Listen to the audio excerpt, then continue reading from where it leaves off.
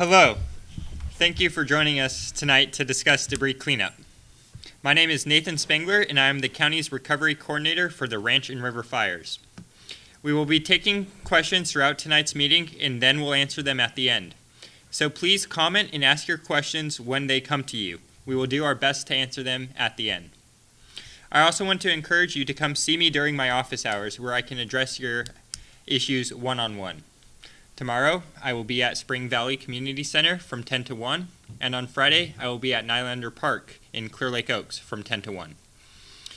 First up is FEMA to give us a quick update of what's going on with them.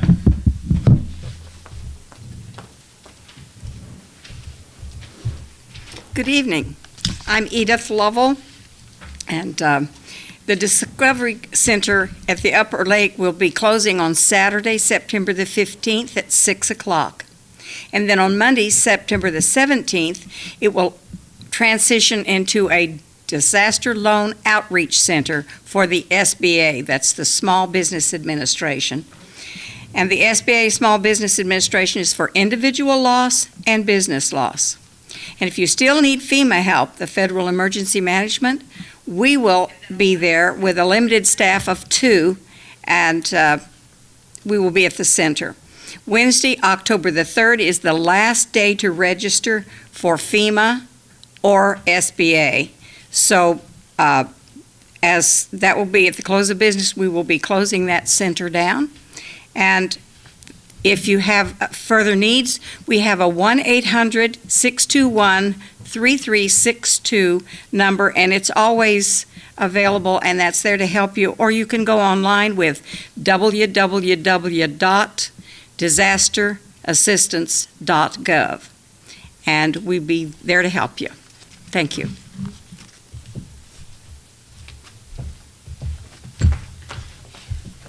Next up, we have the Department of Toxic Substances Control.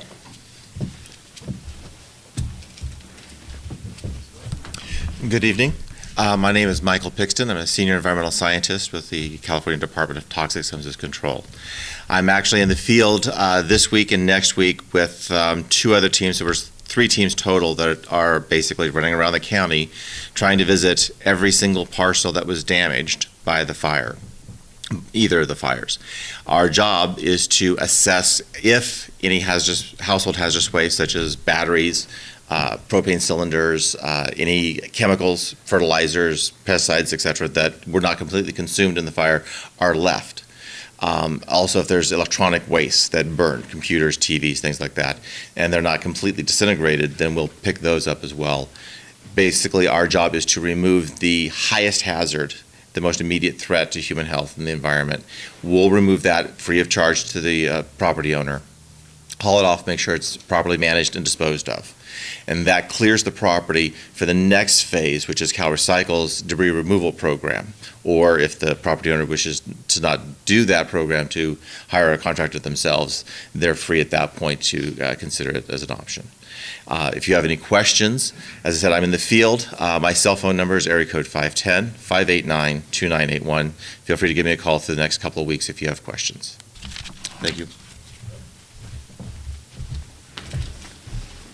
Next up, we have Calrecycle to discuss the cleanup process.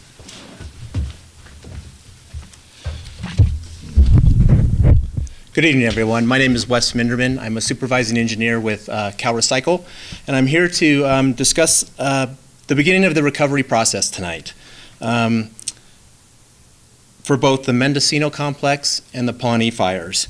The process will essentially be the same for both fires. Things you're going to like to hear from me tonight, these 2 fires represent the 19th and 20th debris removal projects that Calrecycle has done here in California since about 2007. We're here to help you build your community to the highest standards, and our staff and contractors will be there for you. We want you to come to the Debris Removal Operations Center and communicate all of your needs with us. The recovery process is really based on 3 operating principles: safety, documentation, and communication. The state debris removal program is free to you, and it is optional.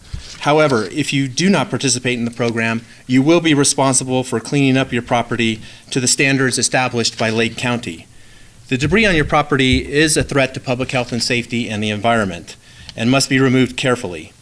Even if you don't enter the program, you will have to have this debris removed one way or another. In terms of insurance, Lake County will be working with property owners to recover insurance proceeds for those that enter into the voluntary debris removal program. And there'll be more discussion on that a little bit later. The beginning of this process really is the right of entry form. It's the form that grants permission for the state to access your property to begin the debris removal process. The ROE will be due no later than a date established by Lake County. It is available on the Lake County Environmental Health Department site and will be available at various centers throughout Lake County. The ROE is also your chance to communicate with us all of the needs that you have for debris removal. It has a section on the back of the form that can note special instructions. For example, please highlight unique characteristics of your property that will aid the cleanup crews. Be as specific and as detailed as possible. Drawing pictures and diagrams is encouraged. We can even work with you to look for specific items, such as jewelry. We'll do our best to accommodate all of your requests. Anything that you want us to save or to look for, please write it on the ROE form. If you have a locked gate on your property, please include a key with the right of entry form. Label the envelope with the address and attach it, and bring it down to the Debris Removal Operations Center. After you submit the ROE, the process will be fairly simple. The first task will be for a support consultant to come out and assess your property. We plan on starting initial assessments as soon as the contractor is in the field, either late next week or early the week after. They will conduct a property survey that will note the location of the foundation, what the layout of the property looks like, how many structures there are, and the specific conditions on the property. The survey crew will take photos to document all of the conditions at the property. The photos will be helpful also to you for insurance reasons. And then we will look for additional hazardous waste, such as asbestos and other hazardous materials that weren't consumed in the fire. Standing chimneys will be tipped and assessed. The next phase of the cleanup will typically be debris removal. It will happen sometime during the removal process. There will be a 24 to 48 hour notice before we start the removal so that you have an option of being present while the debris removal crews are there during the operation. We anticipate we'll remove 10 tons of metal, 170 tons of ash and debris, and 30 tons of concrete from each property. Those materials will go into a truck that are adequately lined and tarped and taken to the landfill for proper disposal. Is this ash hazardous is a common question that we get from many homeowners. The ash and debris do contain hazardous constituents. When we do the cleanup, you will see our contractors wearing personal protective equipment when they do the debris removal. These will include suits, gloves, respirators, eye protection, hard hats, etc. Large metal items will be removed from each of the properties and decontaminated for recycling. Crews will then move on to the foundations. Foundations for any property that enter into the voluntary debris removal program will be removed. After the ash and debris are removed, we will conduct soil sampling to confirm that all of the contaminants are removed. Anywhere from 3 to 6 inches of soil will be removed depending on the circumstances. Again, our primary goal here is to make sure that the remaining soil is safe enough for you and your family to return to. You will lose some soil. When you rebuild, a good contractor is not going to be worried about changing your foundation design to accommodate your new home. After the soil is scraped, as I mentioned before, we will conduct confirmation soil sampling. The testing is held to various rigorous standards that are established by both California and the United States Environmental Protection Agency. The testing looks for lead and other heavy metals, and we want to make sure that the property is safe for your return. If the initial sampling results do not pass the established cleanup goals, crews will then be dispatched to remove additional material until the cleanup goals are established. After the soil sampling is approved, we will apply erosion control to each and every property. We will notify the county that the property is clean and ready for rebuilding, and the property will be signed back over to you. The debris removal is a week-long process, beginning in Phase 1. Debris removal crews will begin the weeks following after DTSC has completed all of the debris removal. Properties may be scheduled for debris removal depending on a number of different circumstances. The good news is somebody will be first. The bad news is, unfortunately, somebody has to be last. We do give priority to properties near sensitive areas such as schools and hospitals for quick cleanups. Also, properties near watersheds that pose a risk to water quality will be a high priority for the program. Keep in mind that even if the property is cleaned, even if the property is cleaned of all the debris, the soil samples may take a short amount of time to process. Here are some things about the debris removal that you may have questions on. We will fence it. If you have a pool, we will fence it. We will not be removing the pool. We do not drain pools, but we will remove any debris that is in the pool. There will be damage to your driveway. We do not remove driveways. When you rebuild, we will leave it until the very end to put in a new one. A gravel driveway we will fix if there's any damage. Otherwise, if we do not damage it, we will not replace it. Our program does remove foundations. We find that in order to ensure that the property is completely clean of contaminants, the foundation must be removed. We will remove chimneys. We will assess retaining walls to determine if they need to stay or if they can be safely removed. If they cannot be safely removed, they will remain for the property owner. We will not take trees that are damaged or that were burnt by the fire unless they are a hazard to the crew for the removal or impede access in any way.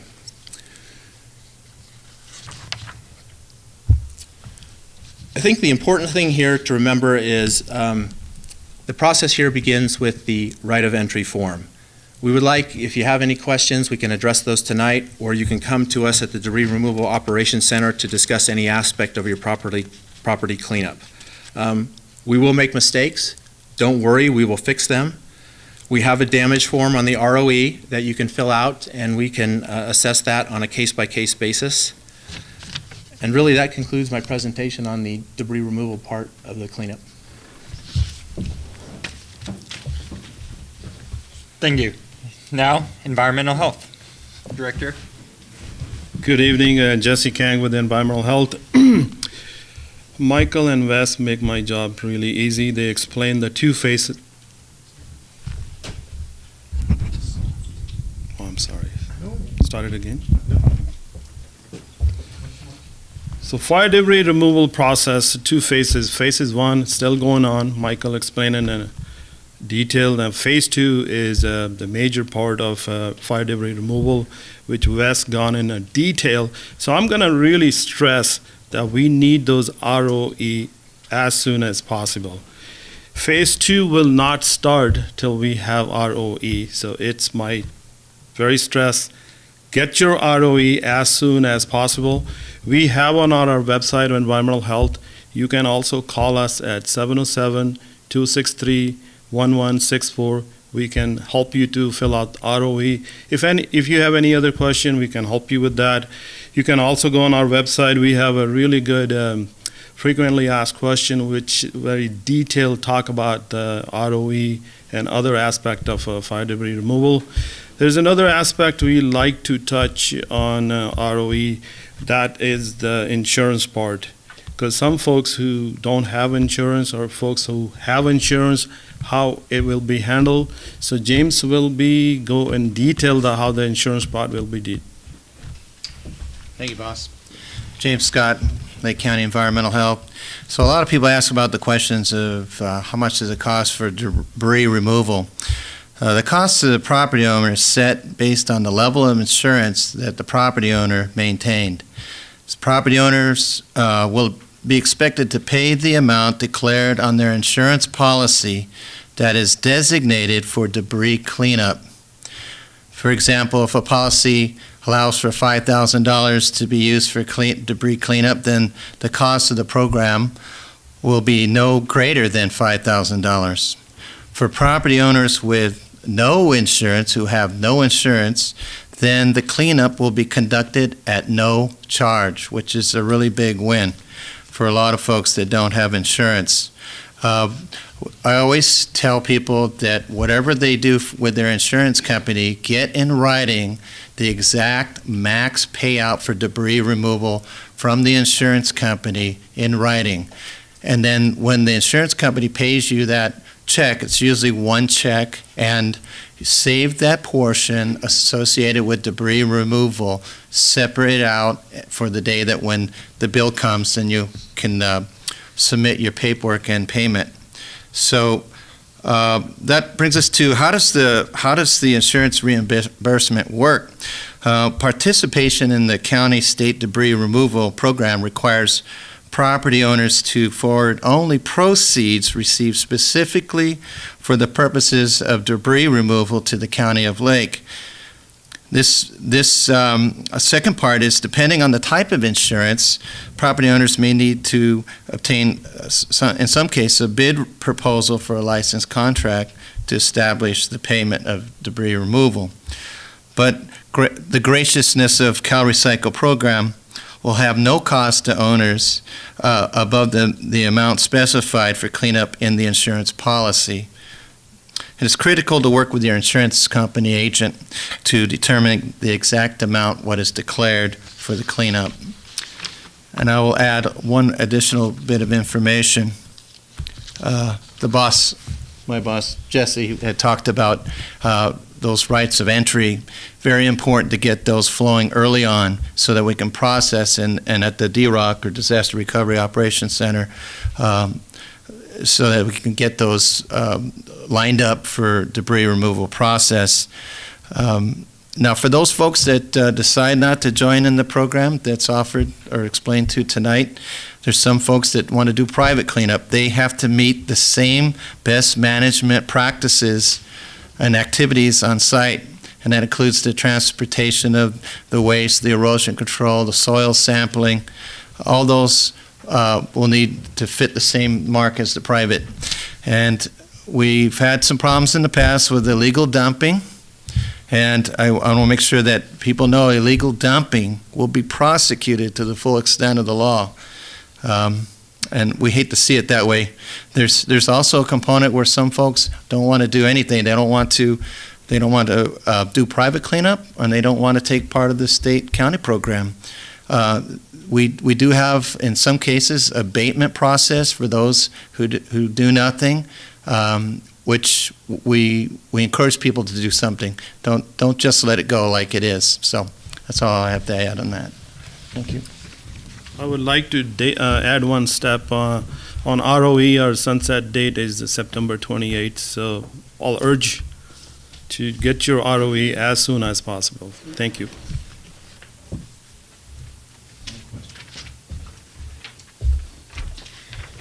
All right. So now we'll move into taking questions.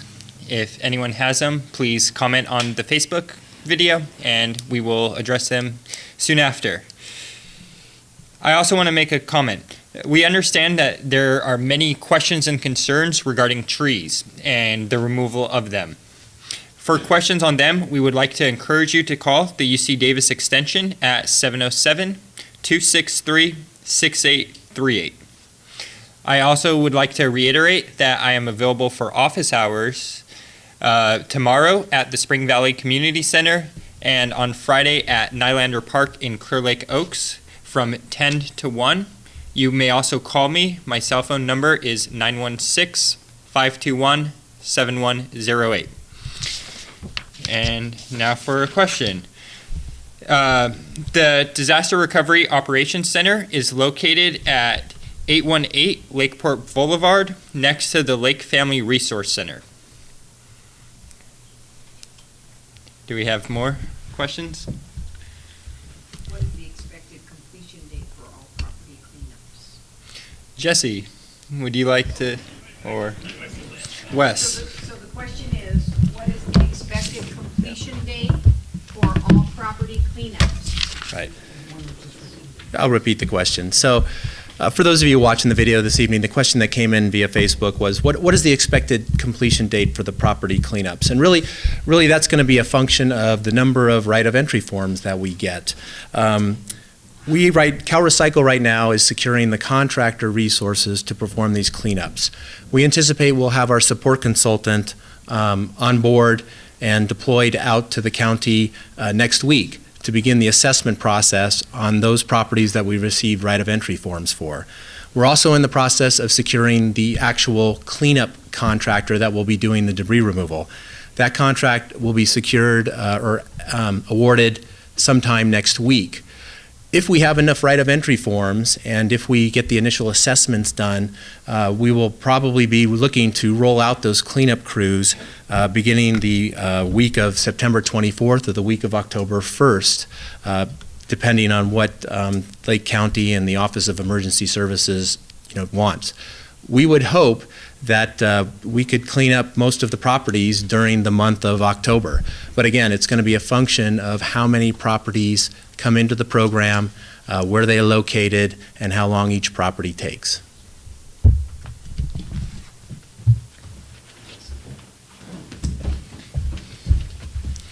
All right, Jesse, we have questions regarding where individuals can find the right of entry form. It's on our website, or they can also call us at 707-263-1164. It's on our environmental health website. So it's... Do you know the address? I don't know the address. I don't have their address written down. Pull it by department. And then the cutoff date to sign up for the Calrecycle process? That's September 28th. That's what we found out. The Okay. sunset date. So the last day to sign up for ROE and the Calrecycle process is September 28th.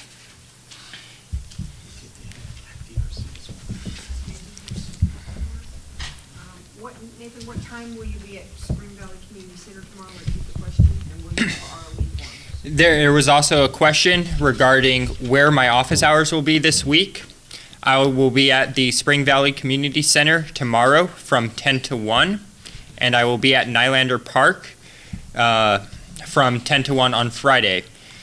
I will have right of entry forms with me, as well as temporary dwelling permits. So if you need one or would like to discuss those some more, please come see me, and I will make sure you receive one. Where will the Calrecycle Office be then? The Calrecycle Office is located at 898 Lakeport Blvd. It is next to the Lake Family Resource Center in Lakeport. It's across the street from O'Mara Brothers if you are having trouble finding it. One viewer has posted the link to the ROE form. And it appears that someone has posted the ROE link in the comments of this video, so you can also click on that and access the ROE. Assuming you do not submit an ROE, when will your property be cleaned up? If near a water source. So assuming some do not submit an ROE, will their property be cleaned up if near a water source? Yeah. Repeat it. All right, the question is, if someone does not sign up with the ROE or Calrecycle, will their property be cleaned up? Each owner is responsible for their property, so the owner can work with the environmental health staff to get a game plan for their cleanup. They will be responsible for their own property and their own cleanup if they do not sign on with the program. So again, we strongly encourage people to sign on to the program for cleanup processes. As per se, the timeline, there could be an abatement process for those who do nothing. But if you call our office, we'll help you get to the right place where you need to be in order to avoid an abatement process. Any other questions?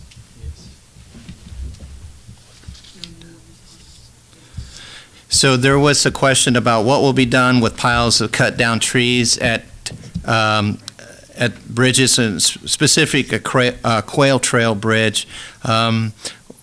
I don't have the answer to that, but I think what we're going to have to do is elevate to a couple other agencies and see who's available. I don't know if this is on private property, if it's on county lands, or which lands have ownership, but we'd have to kind of make that determination. But if it's in a waterway, that could be very problematic, and I don't know if that would be a lean-in for a Calrecycle, or if it's going to be a county operation. Okay, last question. What will toxic runoff do to Clear Lake? Oh, toxic runoff, that's kind of an unknown. What will be done with, What will toxic runoff do to Clear Lake? what will toxic runoff do to Clear Lake? Well, any DTSC may be able to talk at that. And there's a meeting tomorrow. All righty. Thank you, buddy. Appreciate that. Certainly. So, toxic runoff from any of the sites entering Clear Lake are an environmental hazard because the ash is heavily contaminated with heavy metals, primarily copper. If you think about the lumber that's used to build the house is impregnated with a copper arsenate solution as a anti-fungicide, antibactericide to keep the wood from rotting. So when that burns, all that copper and arsenate go into the ash. Well, if you have runoff, then that goes into the Clear Lake. Copper is extremely toxic to a number of fish species and aquatic plants. So it will have a huge impact on that area of the lake where it first enters. Of course, with the lake size of Clear Lake, you have dilution factors, but the initial impact would be at the point of entry. And it is bioaccumulative, so it doesn't just go away. It accumulates in the mud and circulates through the environment for some period of time.